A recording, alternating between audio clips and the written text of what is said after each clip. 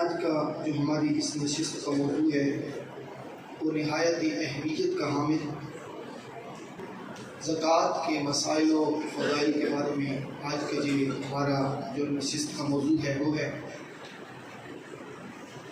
اللہ رب العزت نے جو دین متین کملی والے آقا صلی اللہ علیہ وسلم پہ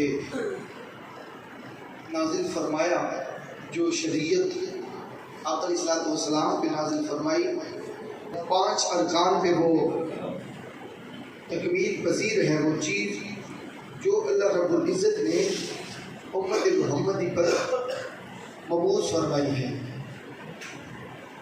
تو ان میں سے دوسرا نماز کے بعد جو سب سے اہم رکن ہے وہ فقہا نے فرمایا کہ زکوٰۃ کو قرار دیا گیا ہے، اور زکوٰۃ یہ کوئی کسی مولوی یا کسی پیر یا کسی وڈیرے کی ایجاد کردہ ایک ثقافت یا کوئی کسی بندے کی زبان نہیں ہے، بلکہ یہ جو زکوٰۃ ہے اس کا اللہ رب العزت نے خود حکم فرمایا ہے۔ اور یاد رکھیے کہ اللہ رب العزت نے قرآن کریم کے اندر، آپ علماء سے سنتے رہتے ہیں کہ سب سے زیادہ جو حکم ہے وہ نماز کے بارے میں فرمایا۔ تو یاد رکھیے کہ قرآن کریم کے اندر یہ کوئی کسی مولوی کا قول نہیں ہے، بلکہ خود رب ذوالجلال نے قرآن کریم کے اندر جہاں نماز کا ذکر فرمایا، متصلاً اسی کے ساتھ قرآن کے اندر 82 مرتبہ ساتھ زکوٰۃ میں بھی ادا کرنے کا ذکر فرمایا ہے۔ یعنی کہ قرآن پاک کے اندر جہاں صلاۃ کا حکم دیا گیا ہے، ساتھ ہی زکوٰۃ کا بھی حکم دیا گیا ہے۔ تو یہ عام مسئلہ نہیں، بلکہ یہ بہت اہم مسئلہ ہے۔ اور پھر اللہ رب العزت نے قرآن کریم میں ارشاد فرمایا کہ الذین آمنوا وعملوا الصالحات، کہ وہ لوگ جو ایمان لائے اور عمل صالح کرتے ہیں، وَأَقَامُوا الصَّلَاةَ، نماز قائم کی کرتے ہیں وہ، وَآتُوا الزَّکَاةَ، ان کی شان کیا ہے، نشانیاں کیا ہیں کہ جو لوگ ایمان والے ہوں گے وہ نماز بھی قائم کریں گے اور زکوٰۃ بھی ادا کریں گے۔ اور پھر اس کے بعد کیا ہوگا، اللہ کریم نے فرمایا لَهُمْ أَجْرُهُمْ عِنْدَ رَبِّهِمْ، جو ایمان والے یہ کام کریں گے پھر ان کا اجر و ثواب اللہ رب العزت کے پاس ہوگا۔ اللہ رب العزت پھر انہیں اس کا اجر و ثواب عطا فرمائے گا۔ اور یہ آقا علیہ الصلوۃ والسلام کی ظاہری وصال پاک کے بعد وہ امت محمدی کے خلیفہ اول، خلیفہ بلا فصل، افضل البشر بعد الانبیاء ابو بکر سیدنا صدیق اکبر رضی اللہ تعالیٰ عنہ، آپ جو خلیفہ ٹھہرے آپ علیہ الصلوۃ والسلام کی ذات کے بعد، تو آپ کو سب سے پہلے جس چیز کا سامنا کرنا پڑا ہے وہ زکوٰۃ تھی۔ سب سے پہلے فتنہ جو تھا وہ زکوٰۃ کا فتنہ تھا، کہ جس نے سر اٹھایا اور منکرین زکوٰۃ نے زکوٰۃ کو ادا نہ کرنے کا اعلان کیا کہ ہم نے زکوٰۃ نہیں دینی ہے۔ تو اس وقت حضرت سیدنا صدیق اکبر رضی اللہ عنہ، جو اس وقت مسلمانوں کے خلیفہ تھے، آپ نے ان منکرین زکوٰۃ کے خلاف اعلان جنگ فرمایا۔ اور جب آپ نے اعلان جنگ فرمایا تو حضرت سیدنا فاروق اعظم، جو حق اور باطل میں فرق کرنے والے عمر ہیں، انہوں نے زبان دراز کر کے، آواز بلند کر کے یہ پوچھا کہ اے صدیق اکبر، آقا علیہ الصلوۃ والسلام نے تو ان کے خلاف جہاد کا حکم دیا تھا جو کلمہ حق نہیں کرتے تھے، تو تو نے تو یہ جو زکوٰۃ والوں کے خلاف بھی اعلان جہاد کر دیا ہے۔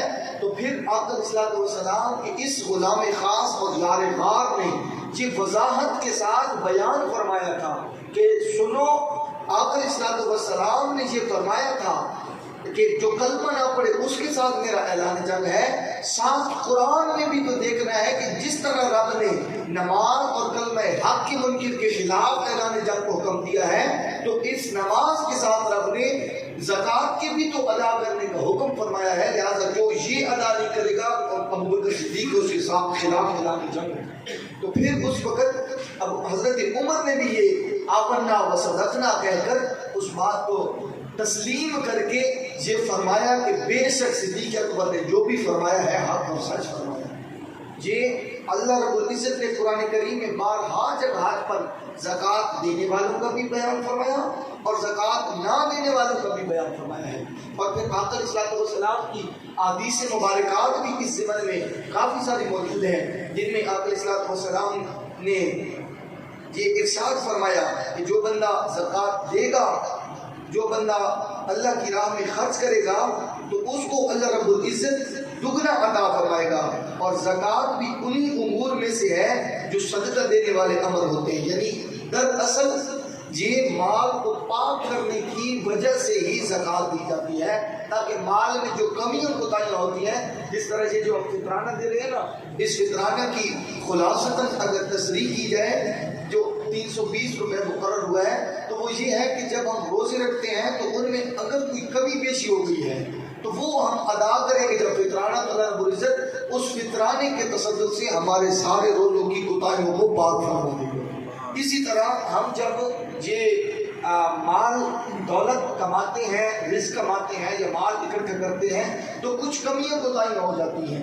کہیں حلال و حرام کی تمیز نہیں رہتی ہے، کہیں دھوکہ شامل ہو جاتا ہے. انسان کے نہ سمجھتے ہوئے بھی اللہ تو بہتر جانتا ہے، بندہ ہر ایماندار تو اس سے بچتا ہے، لیکن باطل نخواستہ نہ جانتے ہوئے بھی اگر کوئی ایسا عمل پیش آ جاتا ہے تو یہ زکوٰۃ دینے سے اللہ رب العزت ہمارے اس مال کو ہر قسم کی غلاظت سے پاک فرما. اس وجہ سے یہ رکھا گیا تھا.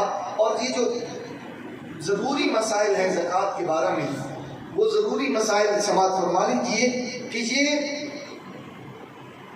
تاجر ہو یا ذمہ دار ہو یا عام بندہ ہو یا کوئی جانور پالنے والا، ہر ایک پر زکوٰۃ فرض کر دی گئی ہے.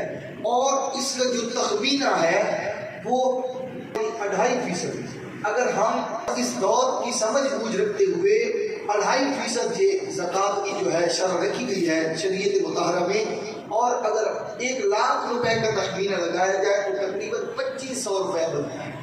1,00,000 کے ساتھ یعنی اگر 100 کا 2.5 حصہ نکالے تو 1,00,000 روپے پہ 2,500 روپیہ ہر فرد پہ یہ شرع زکوٰۃ قائم ہوگا.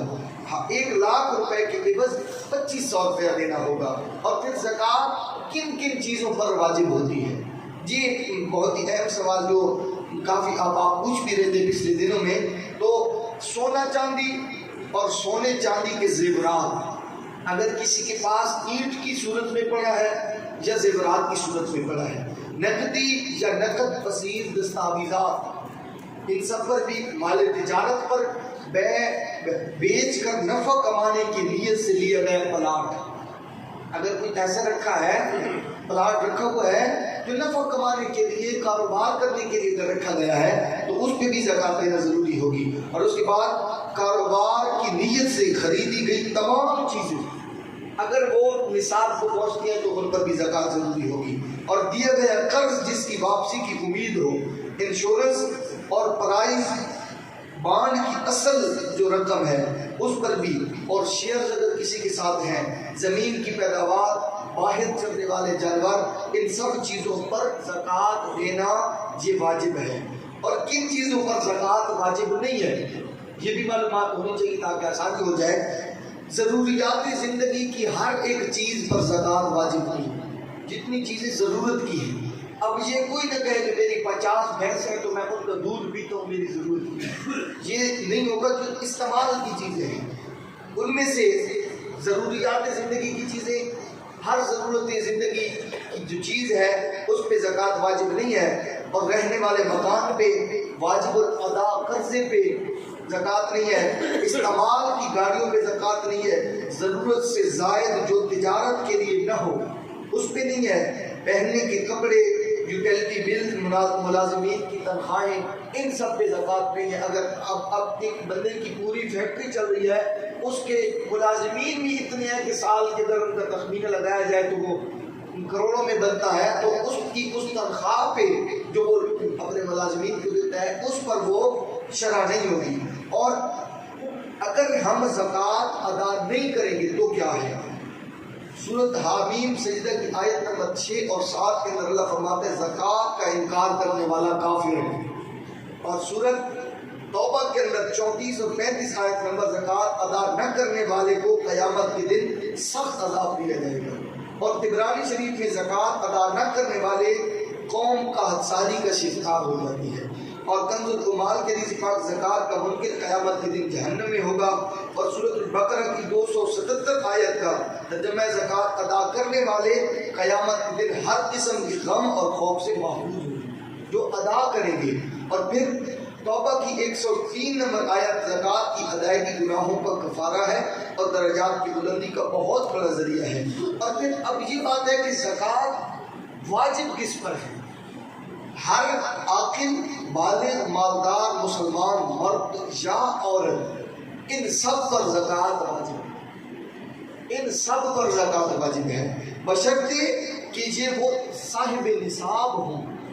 جو بھی صاحب نصاب ہوگا وہ اس پر زکوٰۃ دینا واجب ہوگی۔ اور یہ بھی یاد رکھیے سود، رشوت، چوری، ڈکیتی اور دیگر حرام کے ذرائع سے جو کمایا گیا مال ہے وہ تو مال ہی نہ ہوا، وہ تو مال شیطان ہوا، وہ اس کا تو خدا کے ساتھ تعلق بھی باقی نہ رہا، اس کا ایک ٹاپک ہی الگ ہے، وہ زکوٰۃ کے زمرہ میں نہیں آئے گا، بلکہ صرف حلال کی کمائی سے دی گئی زکوٰۃ قابل قبول ہوگی۔ اب کوئی بندہ یہ نہ سمجھے کہ جو کھیل کے اس نے کروڑ روپے کمایا ہے اور وہ اس کی زکوٰۃ دے گا، بھی پاک ہو جائے گا۔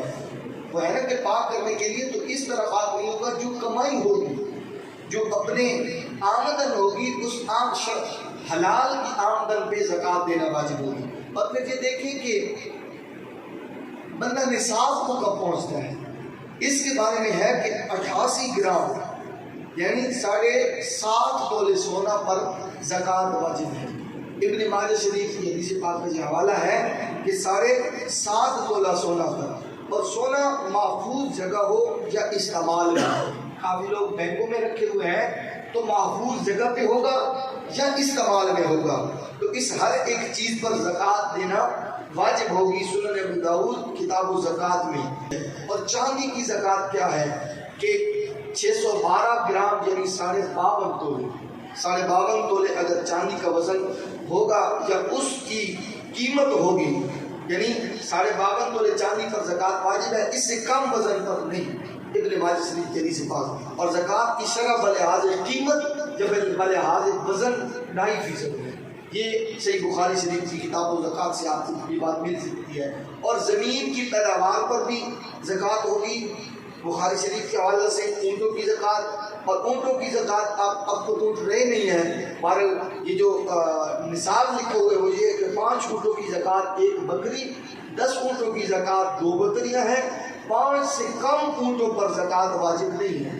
5 سے کم جس کے پاس اونٹ ہے اس پہ زکوٰۃ واجب نہیں ہے۔ رہا بھینسوں اور گایوں کا مسئلہ تو 30 گایوں پر 1 بکری زکوٰۃ ہے۔ جس کے پاس 30 گائیں ہیں اس پہ 1 بکری زکوٰۃ ہوگی۔ 40 گایوں پر 2 سال سے بڑا بچڑا زکوٰۃ دے، ترمذی شریف کے حدیث پاک۔ اور بھینسوں کی زکوٰۃ کی شرح بھی گایوں کی طرح ہی، جس طرح گاؤں کی زکوٰۃ ہوگی اسی طرح۔ اور بھیڑ بکریوں کی جو زکوٰۃ ہے 40 سے 120 بھیڑ بکریوں پر، 40 تعداد سے لے کر 120 بھیڑ بکریوں تک 1 بکری زکوٰۃ دینا ہوگی، اور 120 سے لے کر 200 تک 2 بکریاں، یہ صحیح بخاری شریف سے۔ اور 40 بکریوں سے کم پر زکوٰۃ نہیں ہے۔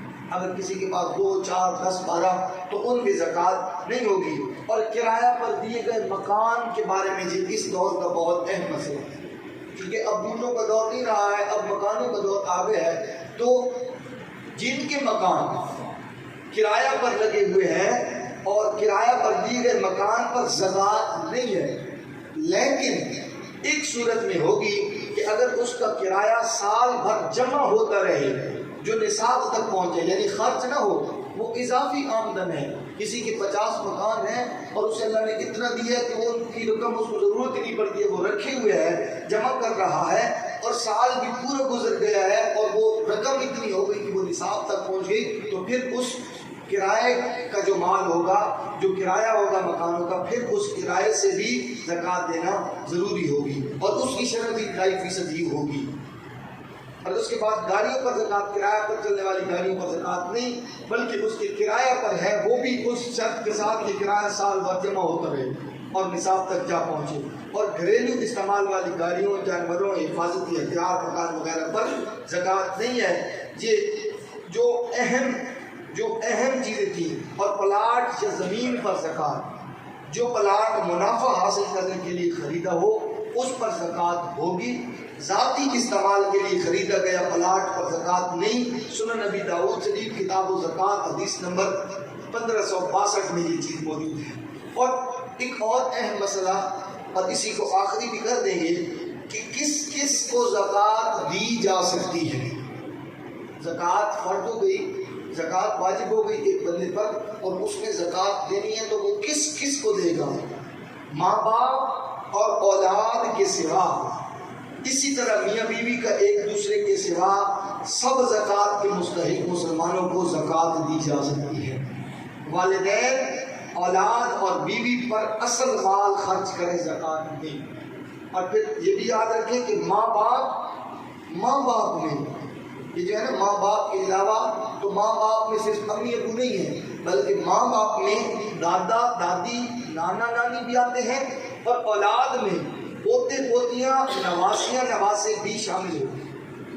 ان سب کے علاوہ بندہ دے سکتا ہے، مساکین کو دے سکتا ہے، غریب کو، حکومت کی طرف سے زکوٰۃ وصول کرنے والے نمائندے کو، یعنی جسے حکومت دیتی ہے اسے بھی زکوٰۃ دی جا سکتی ہے۔